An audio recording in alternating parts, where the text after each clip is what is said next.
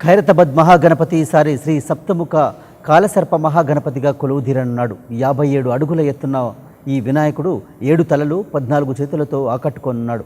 ప్రతి చేతిలోనూ ఓ ప్రత్యేకతను చాటుకునేలా అలంకరణ చేశారు.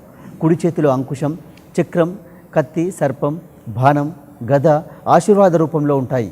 ఎడమవైపు 7 చేతుల్లో పాశం, శంకు, కమలం, ఢమరుకం, విల్లు, గడియం, లడ్డు లాంటివి ఉంటాయి.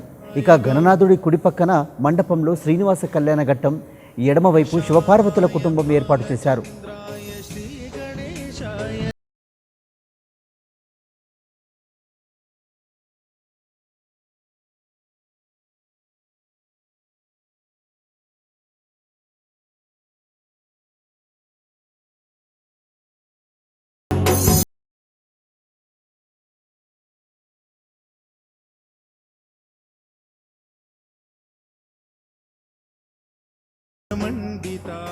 శ్రీనివాస కళ్యాణంలో లక్ష్మీ, విష్ణువు, శివపార్వతి, బ్రహ్మ, సరస్వతి, నారదుడు, కుబేరుడు, గురుత్మంతుడు ఉంటారు. అలాగే ఎడమ మండపంలో నందిపై శివపార్వతి కుమారస్వామి లింగాన్ని వినాయకుడు పూజిస్తున్నట్లు, శివుడి తలపై గంగ ఉన్నట్లు రూపొందించారు.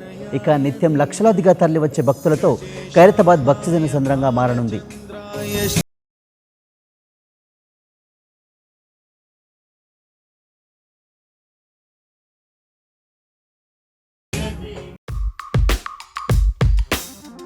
Hello, this is your Nandu. Please do subscribe to New Waves Media.